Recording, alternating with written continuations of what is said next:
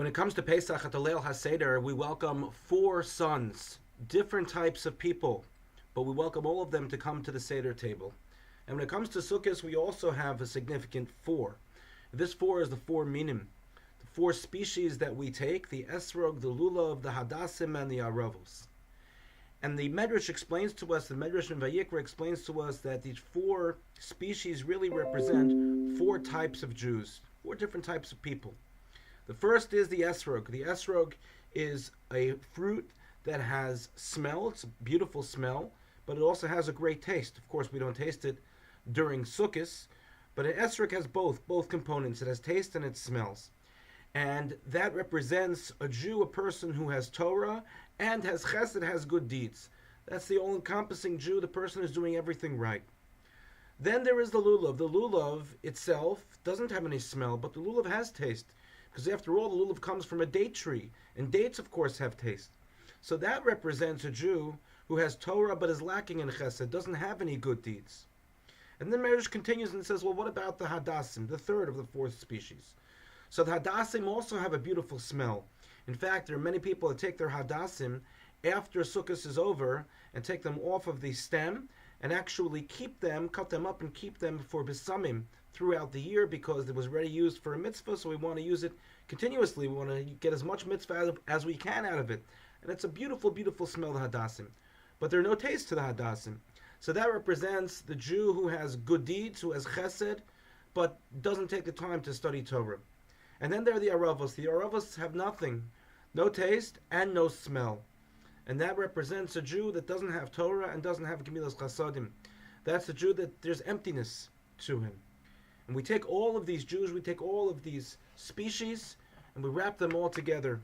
And we make them into naguda, we make them into one unit. When we hold the lulav, we have to have the hadassim, aravos, lulav, and esrog held together. That's the way in which we fulfill the mitzvah.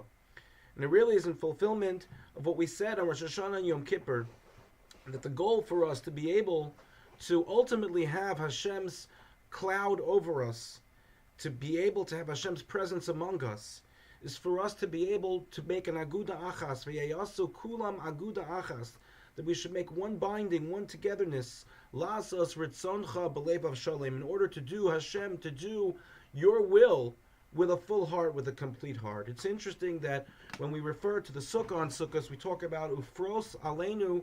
We ask Hashem to spread upon us sukkah shlomecha, His sukkah of shalom, His sukkah of peace.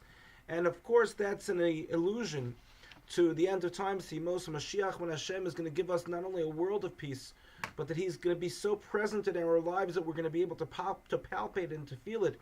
And the sukkah represents Hashem's Shechina, Hashem's presence, being present among us and with us.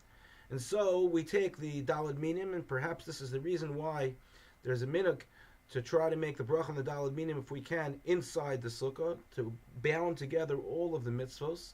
And we look to combine together all the different types of Jews, where everyone has a place, just like everyone has a place at the Pesach Seder, just like everyone has a place in Shul on the night of Yom Kippur. Everyone has a place in our sukkah and on Sukkos as well. And they're represented by the Daled Minim that all get combined together to form one unit. If Klal Yisrael together, if we are all together as one unit, if we care for each other, then HaKadosh Baruch Hu will bless us, please God, with a Sukkah Shalom. And just one final thought, just like the Gemara says that no two people are exactly alike, when we go and visit someone's sukkah over the Yom Tov, we're going to realize that no two sukkahs are exactly alike. You say, okay, what do you mean? There's so many sukkahs which are exactly alike. But everyone decorates their sukkah differently.